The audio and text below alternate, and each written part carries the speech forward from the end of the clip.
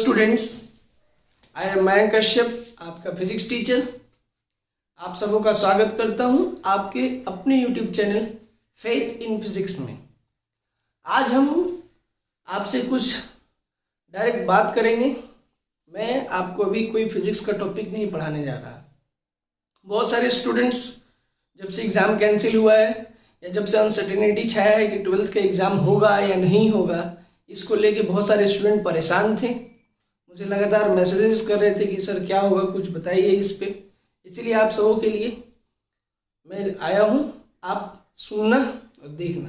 देखो, सबसे पहला और सबसे इम्पोर्टेंट बात, हमारी जो ये जर्नी है, मतलब आप जो लोग 12th में हैं ना, या 12th के एग्ज़ाम इस बार देने वाले थे और जिनका 12th एग्ज़ाम कैंसिल हो गया, जो कल सीबीएसई ने डिक्लेयर कर दिया कि इस बार 12th का एग्जामिनेशन नहीं होगा, और बहुत सारा स्टेट गवर्नमेंट भी, मुझे लगता है ऐसा कि जो सेंट्रल गवर्नमेंट का डिसीजन है उसी को फॉलो करेगी, ऐसा दिखता है हमें जो पैटर्न है।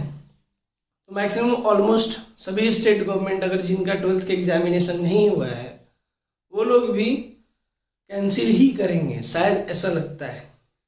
अब इन अनसर्टेनिटी में बच्चों के मन में एक ख्याल आता है, या कोई भी बच्चा, अगर मैं भी प्रिपेयर कर रहा होता और हम जब 12th एग्जाम दे रहे होते और उस समय अगर कोई आके बोलता कि 12th का एग्जामिनेशन नहीं होने वाला है, तो हमारा भी मोरल डाउन होता, हम भी थोड़ा दुखी होते। अब हमें पता है, मतलब ये नहीं चल पाता कि क्या करें, पढ़ें कि नहीं पढ़ें, है ना। हमारे भी मन में अनसर्टेनिटी आ जाता, निराशा छाया होता। तो उस केसेस में हमको क्या करना चाहिए, क्या, वही मैं आपको बताना चाहता हूँ। देखिए, आपकी जर्नी ऑलमोस्ट 14-15 साल पहले शुरू हुई है, जब आप पहली बार स्कूल गए होंगे, जब आपके पेरेंट्स आपको पहली बार स्कूल लेके गए होंगे। उस समय उनके मन में ये ख्याल नहीं आया होगा कि बच्चा मेरा 10th में टॉप करेगा, 12th में टॉप करेगा, ये करेगा नहीं।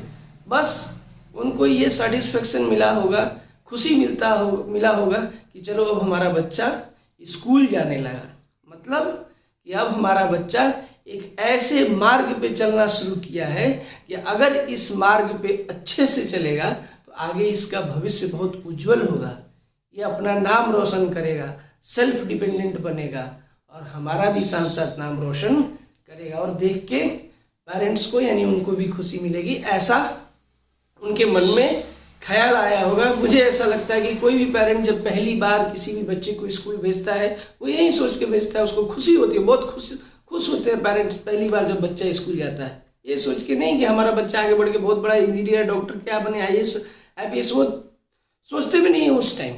बस इतना ही उनको लगता है कि चलो ये ऐसे पाथ पे जा रहा है कि अब अच्छा करेगा, यहाँ से अगर सही मार्ग हम दिखाएं तो ये जरूर अच्छा करेगा, इतना उम्मीद उनको रहता है।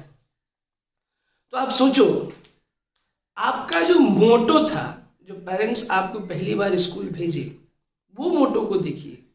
हमारा मोटो क्या है, ये पूरा पढ़ने का, ये पढ़ाई के प्रोसेस से गुजरने का एट द एंड क्या होना चाहिए, हमें अपने लाइफ में कुछ प्रतिष्ठित काम करें, कुछ अच्छा करें, समाज में योगदान दे, चाहे किसी भी रास्ते से, अच्छे कामों के द्वारा, अच्छे कार्यों के द्वारा सेल्फ डिपेंडेंट बने, ताकि हम भी प्राउड फील कर सके, हमारा सोसाइटी भी प्राउड फील कर सके, हमारा कंट्रीब्यूशन हो सके सोसाइटी के डेवलपमेंट में, सोसाइटी में, और पेरेंट्स भी प्राउड फील करें। मेन पर्पस पढ़ाई का, चाहे कोई भी कॉम्पिटिटिव एग्जाम निकाल के आप कुछ भी बनिए, at the end main purpose यही होता है कि आप अपने लाइफ में अच्छा करें, मतलब सेटल्ड हो, मतलब सेल्फ डिपेंडेंट बने और आप अपने समाज में अपना योगदान दे सके, समाज के विकास में, और आपका पेरेंट्स भी प्राउड फील करे, यही मेन पर्पस होता है। मैं क्यों ये बताना चाहता हूँ, ये और अच्छे से समझ में आएगा, इसके लिए मैं आपको छोटा सा एग्जाम्पल देता हूँ जो हम अपने लाइफ में देखते हैं। आप देखो, आप जरूर कोई ना कोई आपका जान पहचान में कोई दोस्त जरूर आपका सेना में होगा, फौज में होगा, चाहे वो आर्मी में हो, चाहे वो एयरफोर्स में हो, या चाहे नेवी में हो। आप उनसे अगर पूछिएगा तो वो लोग निरंतर मतलब एवरीडे ऑलमोस्ट हमेशा वो लोग युद्ध की तैयारी करते हैं, युद्ध स्तर पर प्रैक्टिस करते हैं। लेकिन क्या युद्ध डेली होता है क्या भारत पाकिस्तान हमेशा लड़ रहा होता है क्या भारत बहुत बार ऐसा होता है भारत और पाकिस्तान के बीच में हुआ कि अब युद्ध होगा होते होते रह जाता है। लेकिन सैनिक तो निराश नहीं होते हैं कि उफ ये मौका मिला था हमें, अपना हुनर दिखाने का नहीं हुआ तो अब हम क्या करें। क्या वो अपना प्रैक्टिस करना छोड़ देते हैं? बिल्कुल नहीं छोड़ते हैं। वो उतनी ही शिद्दत से प्रैक्टिस करते हैं जितना शिद्दत से पहला दिन वो प्रैक्टिस करना स्टार्ट किए थे, और एफर्ट लगा के करते हैं। मैं क्यों ये बोल रहा हूँ, ये आपके लाइफ का पहला ये था युद्ध, 12th का एग्जाम हो गया, मान लीजिए पोस्टपोन हो गया, तो क्या आप प्रैक्टिस करना प्रिपेयर करना छोड़ देंगे? बिल्कुल नहीं छोड़ेंगे। आगे आने वाला लाइफ में और भी इससे बड़ा युद्ध होगा, अपॉर्चुनिटीज मिलेंगी, वहाँ हमको युद्ध स्तर पर तैयारी करना होगा, लड़ाई करना होगा, अपने आप को निरंतर साबित करना होगा कि हम बेस्ट हैं, हम ये कर सकते हैं। ये कंटिन्यूअस चलता रहता है। ऐसा नहीं है कि हम अगर हम जेई निकाल लिए, मेडिकल निकाल लिए तो हमारा कहानी खत्म हो गया, उसके बाद और आगे हमको एफर्ट लगाना पड़ता है। मेरा कहने का ये अब तक मेन पर्पस ये है कि आपका एग्जाम कैंसिल हुआ है, आप हताश नहीं हुई। जैसे सेना लोग डेली प्रैक्टिस करते हैं, वैसे ही आपको और मोटिवेशन के साथ और एनर्जी के साथ प्रैक्टिस करनी है। क्यों?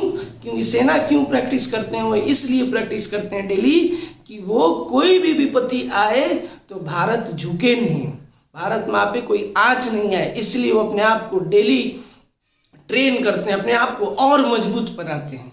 वैसे ही हमको प्रैक्टिस करना है, खूब पढ़ाई करनी है, और अच्छे से पढ़ना, और प्रॉब्लम्स बनाने हैं, ताकि हम अपने पेरेंट्स और हमारा जो सपना है उसको झुकने नहीं दे। उसको हमारा मोटिवेशन वो है कि हमको सेल्फ डिपेंडेंट बनना है, हमें समाज में योगदान देना है, चाहे किसी भी माध्यम से। वो तभी होगा जब हम खुद सक्षम बनेंगे, और सक्षम तभी बन सकते हैं जब हम जो कार्य कर रहे हैं उसमें हम अच्छा करेंगे। और चूंकि हम 14-15 सालों से पढ़ाई ही कर रहे हैं, तो हमें इसी में और निपुणता हासिल करनी है और इसमें अच्छा करना है। इसीलिए आप सबों से, जो लोग भी 12th पास मतलब इस साल 12th देने वाले थे या 12th में गए हैं, आप लोग कहेंगे सर हम लोग बोर्ड के लिए प्रिपेयर कर रहे थे, 11th भूल गए थे, सिर्फ 12th में ही ध्यान दे रहे थे, अब तो हमें लगता है कि हमारा एंट्रेंस एग्जाम भी हम नहीं दे पाएंगे, कैसे देंगे, हमारा 11th तो कुछ अच्छा है नहीं। कोई बात नहीं है, 11th अच्छा नहीं है, 12th तो पूरा फॉर्मूला पढ़े हैं अच्छे से, 12th का पूरा इंफॉर्मेशन हमने गैदर किया है, उसको अब अप्लाई करना है। उसमें आप अभी से जो भी आपका कोई भी एग्जामिनेशन ले लो, चाहे जेई का ले लो, नीट का ले लो, कोई भी एग्जामिनेशन आप देखो, अभी से ऑलमोस्ट 70 to 80 मतलब देखिए ध्यान से, तो 75 से 90 डेज बाद होगा। अभी हमारा ये जून का स्टार्टिंग है, और 75 to 90 डेज बाद ही, या 75 से 90 डेज के बीच में ही कोई भी हमारा एग्जामिनेशन होने वाला है।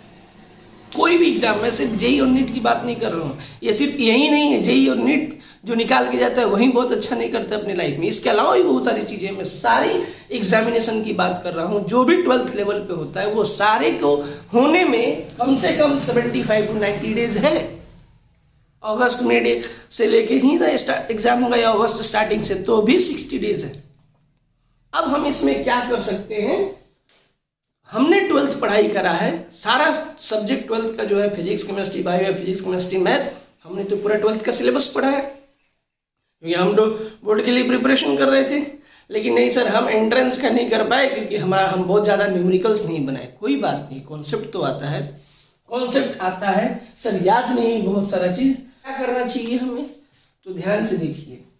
सबसे पहले आप जो भी फॉर्मूला है उसको पढ़िए, उन फॉर्मूला को पढ़ने के बाद इन फॉर्मूला पे जो प्रॉब्लम्स हैं उनको कीजिए।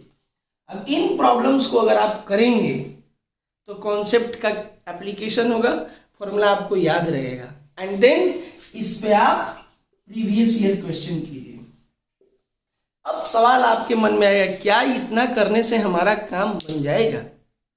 तो माय डियर स्टूडेंट्स, मैं बता दूं, इतना करने से अगर आप पूरी ऑनेस्टी के साथ पूरा 12th जो आप तो पढ़े हैं ना, आप कहेंगे सर हम कैसे एंट्रेंस का तैयारी करें, मेरा तो 11th कमजोर है, 11th को कोई दिया, आप छोड़ दो, 12th तो पढ़े हो, 12th का तो सारा फॉर्मूला ध्यान में है, नहीं है तो हम कर तो सकते हैं, नोट्स तो प्रॉपर है, उसको करने के बाद हम क्या करेंगे, उस पर बेस्ट प्रॉब्लम तो कर सकते हैं, प्रीवियस ईयर क्वेश्चंस करेंगे। अब इतना करने के बाद हमें क्या मिलेगा, अंदर से सेल्फ कॉन्फिडेंस आएगा। मैं ये किताबी बातें नहीं बोल रहा हूँ, आप इसको 7 डेज करके देखो, 7 दिन में आपको पता चलेगा कैसे कॉन्फिडेंस आता है। और उस कॉन्फिडेंस का परिणाम क्या होगा कि आप एग्जामिनेशन निकाल लोगे, आप कोई भी एग्जामिनेशन, क्योंकि इस बार जो भी एग्जामिनेशन होंगे, चाहे किसी भी कॉलेज में एडमिशन के लिए, सारा का सारा एंट्रेंस टेस्ट के थ्रू ही एडमिशन होगा सारे कॉलेजेस में। तो आपको एंट्रेंस टेस्ट देना है, चाहे आप जेईई नीट दो या ना दो, तो उन एंट्रेंस टेस्ट को आप हो सकता है क्वालिफाई कर रहे हैं बेसिस पे। अगर नहीं भी हुआ और आप फिर से तैयारी करेंगे तो आपका कॉन्फिडेंस बूस्ट रहेगा, क्योंकि आपका 12th पूरा स्ट्रांग है, आपने पूरा पढ़ाई करा है। तो उन 1 सालों में आप मैक्सिमम टाइम 11th पे देखिए, इसको और 11th भी अच्छा कर लेंगे और 12th और स्ट्रांग हो जाएगा, तो नेक्स्ट टाइम आप और अच्छा कर सकते हैं। ये बेनिफिट्स। अब हम करें कैसे, तो आप सबसे पहला, मैं बार बार बता दूं, कोई भी कॉम्पिटिटिव एग्जामिनेशन बहुत सारा क्वेश्चन और बहुत ज़्यादा किताब बनाने से कभी नहीं होता है। ऐसा होता तो बहुत ऐसे स्टूडेंट्स भी हैं जो बहुत सारा किताब पढ़ने के बाद भी वो बहुत अच्छा मार्क्स स्कोर नहीं कर पाते हैं। आपको भी पता होगा, नहीं तो आप देखेंगे जब आपका बैच जब एग्जामिनेशन देगा, आपको लगता है बहुत पढ़ने में तेज है, लेकिन देखेंगे कि जिसको आप सोचते थे कि इसका रिजल्ट हो जाना चाहिए, नहीं होता है। तो क्या कैसे करें, तो सबसे पहला आप कोई भी कॉन्सेप्ट पढ़ते हैं, क्या चाहिए हमको, कॉन्सेप्ट सीखना चाहिए, कॉन्सेप्ट का एप्लीकेशन आना चाहिए। तो आप आजकल का जो भी एग्जामिनेशन है, कोई भी एग्जामिनेशन का पढ़ो, उसका जो इंस्ट्रक्शन जो रहता है कि क्या उसका क्या सिलेबस है, सारे सिलेबस का बेसिस क्या होता है, बेस एनसीईआरटी।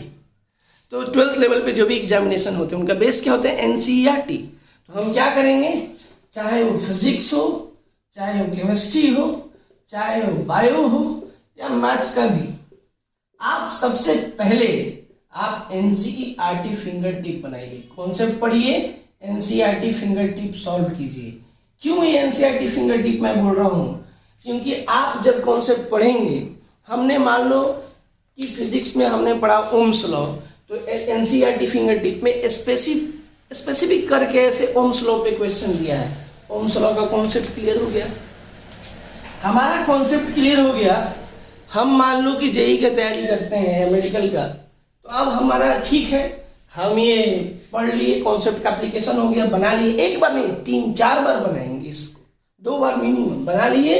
उसके बाद हम क्या करेंगे, उसके बाद हम प्रीवियस ईयर क्वेश्चन बैंक उठाएंगे, अगर जेईई का है तो जेईई का, नीट का है तो नीट का, और उनका क्वेश्चंस बनाएंगे। जब इतना कर लेंगे 2 बार, तो क्या है, अंदर से कॉन्फिडेंस आएगा। यकीन मानो बेटा, बहुत सारे ऐसे स्टूडेंट्स हैं जिनका सिलेक्शन नहीं होता है ना, वो कोई ये पूरा करके नहीं जाता है। अगर इतना भी कोई करके जाए तो सिलेक्शन हो जाता है। लोग बोलते हैं ना कि नहीं होता है, उनसे पूछो, वो खुद आत्मा से पूछे, जो लोग का लास्ट ईयर सिलेक्शन नहीं हुआ था, वो अगर वो सुन रहे हैं इस वीडियो को, खुद से पूछें कि क्या मैंने एनसीईआरटी फिंगर टिप और प्रीवियस ईयर क्वेश्चंस अच्छे से पढ़ के गया था, उनका आंसर नो होगा। ये टेस्टेड एंड ट्रस्टेड बातें मैं बता रहा हूँ कि आप इतना भी अगर अच्छे से करें 2-3 बार, यकीन मानिए आपका बहुत अच्छा परफॉर्मेंस होगा। तो आप सभी से रिक्वेस्ट है कि घबराना नहीं है, ठीक है। ये आज अभी के दौर में, अभी के टाइम में इतना ज़्यादा निराशाओं से घिरा हुआ है पूरा दुनिया, इतना बड़ा, मतलब ये आज तक, मतलब 100 साल बाद ऐसा स्थिति पैदा हुआ है। ये जो महामारी का दौर है, आप में से, हम में से सभी लोग इस महामारी से कहीं ना कहीं दुखी है। हम सभी के कोई ना कोई रिलेटिव्स, जान पहचान वाले इस सेकेंड वेव में अपना जान गंवाया है। और इनमें बहुत ऐसे लोग, डॉक्टर्स, इंजीनियर्स, जो अच्छे सज्जन व्यक्ति, जिनके जाने से कहीं ना कहीं इनडायरेक्ट रूप से हम सभी को भी लॉस हुआ है, क्योंकि उनका इस समाज के निर्माण में कुछ तो योगदान था, अब वो योगदान खत्म हो गया। तो सोचो कितनी विपरीत परिस्थिति है। इस विपरीत परिस्थिति में भी हम अपना सर्वाइव कर रहे हैं। हमारा जो गोल है, हमारा जो लक्ष्य है, हमें जो करना है उसको जिंदा रखते हुए उसी पथ पे हमको आगे बढ़ना है, हिम्मत नहीं हारना है। एग्जामिनेशन कैंसिल हुआ है, इसका मतलब ये नहीं कि हम आगे कुछ नहीं कर सकते, अब आगे का रास्ता नहीं है। हमने बताया कोई बात नहीं, हमने क्या बताया, एग्जाम कैंसिल हुआ है, हमारा जो मेन एम था वो तो कोई नहीं रोक रहा है।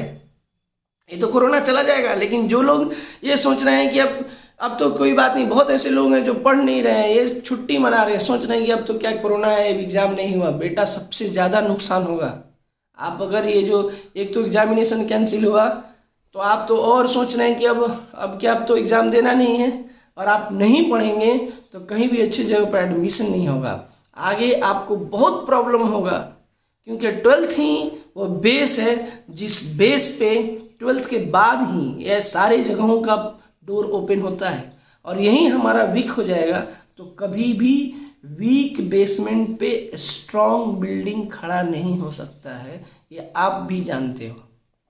इसीलिए लास्ट में फिर से रिपीट कर रहा हूँ, सभी बच्चों को हताश नहीं होना है, निराश नहीं होना है। आपको क्या करना है, आपका ठीक है 12th का हम तैयारी किए थे, अब एग्ज़ाम कैंसिल हो गया, कोई बात नहीं, हम 12th का ही जो सिलेबस था उसी को फिर से पढ़ेंगे और NCERT फिंगर टिप का एक एक क्वेश्चंस करेंगे। कोई भी एक चैप्टर उठाएं और उसके अकॉर्डिंगली हम स्टार्ट करेंगे। ठीक है, ऑलमोस्ट आपके पास 70 डेज है, 80 डेज आप आराम से प्रिपरेशन कर सकते हैं, 90 डेज भी मान सकते, 70 to 90 डेज आप आराम से किसी भी एग्जामिनेशन का।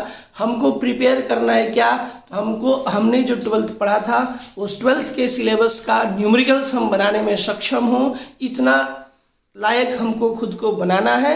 उसके लिए हमारा रास्ता क्या है, NCERT फिंगर टिप उठाना है, हर चैप्टर का बनाना है, एक बार नहीं 2 बार बनाना है, टाइम मिले तो 3 बार बनाना है। एंड देन हमको क्या करना है, प्रीवियस ईयर क्वेश्चंस जेईई और नीट का सभी लोग उठा के बनाओ। क्यों, क्योंकि जब हम बना लेंगे तो जो भी एंट्रेंस एग्जामिनेशंस होंगे उसका क्वेश्चंस हमको आसान लगेगा कि अच्छा इस टाइप का तो हम बनाए हुए हैं, तो इससे हमारा कोई भी एग्जाम हम क्लियर कर पाएंगे। मैं इसलिए बोल रहा हूँ कि अब की बार कहीं पे भी एडमिशन लेने के लिए हमें एंट्रेंस टेस्ट देना ही होगा, और सिर्फ नीट और जेईई नहीं, नीट और जेईई के अलावा भी हर साल आपका BHU का भी एग्जामिनेशन होता है, एंट्रेंस टेस्ट होता है UG कोर्स के लिए। आपको सेंट्रल यूनिवर्सिटी का भी कॉमन एंट्रेंस टेस्ट होता है, कॉमन, ठीक है। आप उसके बाद में इस कोचिन यूनिवर्सिटी का भी होता है QSAT। ऐसा बहुत सारा एग्जामिनेशन है जो आप दे सकते हैं। जितना भी आपका सेंट्रल यूनिवर्सिटीज़ हैं, जितने भी जामिया जो है उसके लिए भी होता है, अलीगढ़ के लिए भी होता है, JNU के लिए भी होता है, सबके लिए UG कोर्सेज में एडमिशन के लिए टेस्ट होता है। वहाँ पे एडमिशन के लिए हमको टेस्ट क्वालिफाई करना पड़ता है ना। अब तो बोर्ड का मार्क्स, मतलब बोर्ड के लिए अब बोर्ड का एग्जामिनेशन हुआ नहीं, मार्क्स तो ऐसे जनरल आएगा। बहुत लोग अब ये सोचेंगे कि सर हम 10th 11th अच्छा नहीं किया लेकिन 12th में बहुत अच्छा कर रहे थे, कोई बात नहीं है। आप बोर्ड का मार्क्स को आप कंसीडर मत करो, उसको लेके टेंशन ही नहीं हो। आप बस इतना सोचो जो बचा हुआ टाइम में अच्छा करना है और एंट्रेंस टेस्ट क्वालिफाई करना है। एक सिंपल सा बात है, किसी बच्चे को आज 95% बोर्ड में आता है और एक को 75% आता है, कल के डेट में वो बच्चा 95% वाला, बहुत ऐसे बच्चे हैं जो 95% मार्क्स ला के भी बहुत अच्छा नहीं कर पाए अपनी लाइफ में, और बहुत ऐसे बच्चे हैं जो 60% ला के, इनफैक्ट सेकेंड डिवीजन 55-58% ला के वो IAS ऑफिसर बने हैं। ऐसा आपको एग्जाम्पल ढेर सारा मिल जाएगा, आप गूगल करके चेक कर लो। तो इसीलिए घबराना नहीं है, जो बचा हुआ टाइम है जैसे मैंने बोला वैसे करना है। होप आप सभी को समझ में आ रहा है मैं जो बात बोल रहा हूँ। अगर कोई भी किसी भी बात में डाउट हो आप कमेंट करेंगे। अगर आप वीडियोस देख रहे हैं तो प्लीज़ आप लोग हमारे चैनल को सब्सक्राइब करेंगे और वीडियोस को लाइक करेंगे। ये आपके सब्सक्राइब करने से ऐसा नहीं कि मुझे कुछ इनकम हो जाएगा, बस इतना होता है आपके सब्सक्राइब और लाइक करने से हमें अप्रिसिएशन मिलता है, हमें लगता है कि हाँ हमारे काम को कोई लाइक कर रहा है, हमें मोटिवेशन मिलता है और अच्छा से अच्छा वीडियो बनाने का। ओके, मिलते हैं नेक्स्ट डे, है ना। तब तक आप सभी लोग खूब मन लगा के पढ़ेंगे, इस वीडियो को बार बार देखेंगे, जितना ज़्यादा हो सके शेयर करेंगे, ताकि जितने भी लोग टेंशन में स्टूडेंट्स उन सबको खुद को मोटिवेट कर सकें। हाँ, और अपना ध्यान रखें, खूब मन लगा के पढ़ें। बाय, टेक केयर, मिलते हैं।